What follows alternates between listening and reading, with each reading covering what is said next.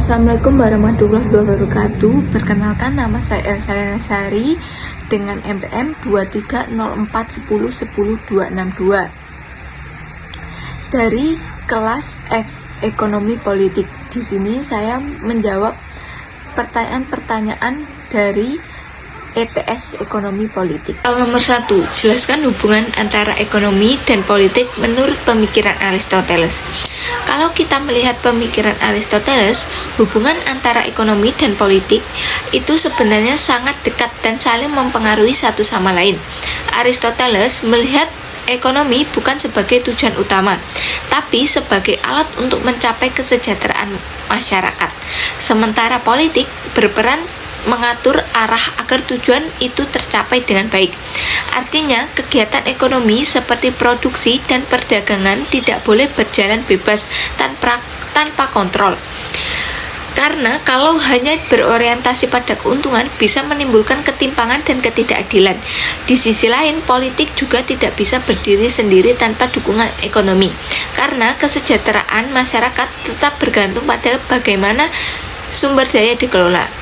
Jadi, menurut saya hubungan keduanya itu saling melengkapi. Politik memberikan arah dan nilai, sedangkan ekonomi menjadi sarana untuk mewujudkan tujuan tersebut. Kalau dikaitkan dengan kondisi sekarang, justru sering terjadi ketidakseimbangan, di mana kepentingan ekonomi lebih dominan mempengaruhi kebijakan politik. Misalnya dalam pengambilan keputusan yang lebih menguntungkan kelompok tertentu. Padahal, kalau mengikuti pemikiran Aristoteles, seharusnya politik tetap menjadi pengendali agar aktivitas ekonomi tetap berpihak pada kepentingan masyarakat luas. Jadi, dapat disimpulkan, hubungan ekonomi dan politik itu tidak bisa dipisahkan. Dan yang ideal adalah ketika keduanya berjalan seimbang dengan tujuan utama, yaitu kesejahteraan bersama. 2. Analisis perbedaan antara sistem ekonomi merkantilisme dan liberalisme klasik. Perbedaan paling mendasar antara sistem ekonomi merkantilisme dan liberalisme klasik terletak pada bagaimana keduanya memandang peran negara dalam mengatur perekonomian. Dalam merkantilisme, negara memegang kendali yang sangat besar, bahkan bisa dibilang menjadi aktor utama dalam kegiatan ekonomi. Pemerintah mengatur perdagangan, membatasi impor, mendorong ekspor, dan berusaha mengumpulkan kekayaan sebanyak mungkin. Sistem ini menganggap bahwa kekayaan itu sangat terbatas, sehingga negara harus bersaing dengan negara lain untuk mendapatkannya. Sementara itu, dalam liberalisme klasik yang dipelopori oleh Adam Smith, justru muncul perbedaan yang berlawanan, di mana negara sebaiknya tidak terlalu ikut campur dalam ekonomi. Pasar diberikan kebebasan untuk berjalan sendiri karena dianggap mampu menciptakan keseimbangan secara alami.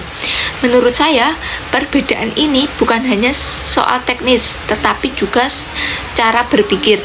Merkantilisme lebih menekankan kekuatan negara, sedangkan liberalisme klasik lebih percaya pada mekanisme pasar dan individu. Tapi, kalau dilihat lebih kritis, keduanya punya kelemahan.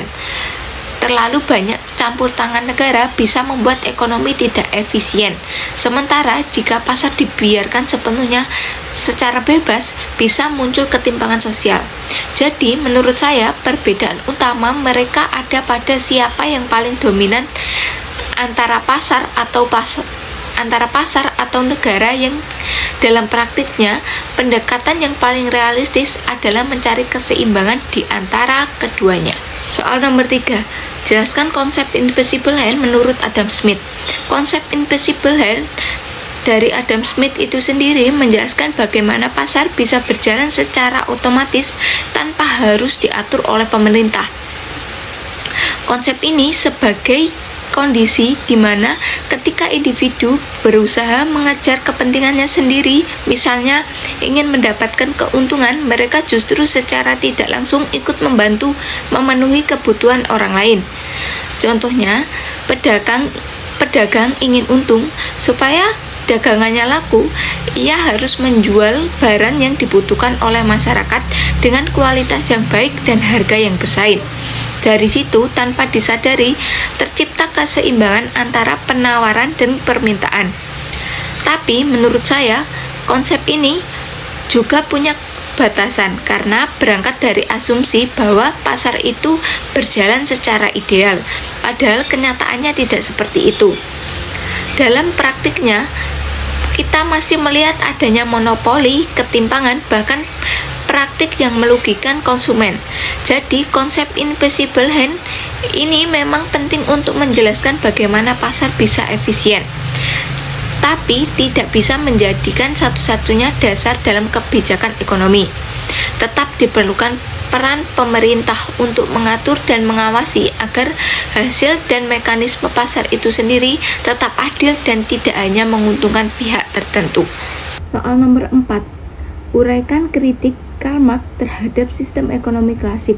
Menurut saya, kritik Karl Marx terhadap sistem ekonomi klasik itu sangat kuat, terutama dalam menjelaskan bagaimana kapitalisme bisa menciptakan ketimpangan sosial. Saya memahami bahwa Karl Marx melihat masalah utamanya ada pada proses akumulasi kapital, di mana pemilik modal harus mengumpulkan kekayaan dari hasil kerja buruh. Buruh memang dibayar, tapi menurut Karl Marx, mereka tidak menerima nilai penuh dari apa yang mereka hasilkan, karena ada selisih yang disebut sebagai nilai lebih, dan itu menjadi keuntungan bagi pemilik modal. Dari sini, saya melihat bahwa sistem ini cenderung tidak seimbang, karena yang mempunyai modal akan semakin diuntungkan, sementara buruh tetap berada pada posisi yang lemah. Dampaknya jelas, yaitu munculnya ketimpangan sosial yang semakin besar antara kelompok kaya dan kelompok miskin. Tapi, kalau dilihat secara lebih kritis, memang kapitalisme juga punya sistem positif, seperti mendorong pertumbuhan ekonomi dan inovasi. Hanya saja kritik Karl Marx tetap relevan karena mengingatkan bahwa tanpa pengawasan dan distribusi yang adil, sistem ekonomi bisa menghasilkan ketidakadilan struktural. Jadi menurut saya, inti dari kritik Karl Marx bukan hanya menolak kapitalisme, tapi lebih pada menunjukkan bahwa sistem ini perlu dikontrol agar tidak hanya menguntungkan sebagian. Nomor 5, bandingan ekonomi liberal dan sosialis, mana yang lebih relevan? Ekonomi liberal dan ekonomi sosialis punya pendekatan yang sangat berbeda dalam mengatasi ketimpangan sosial.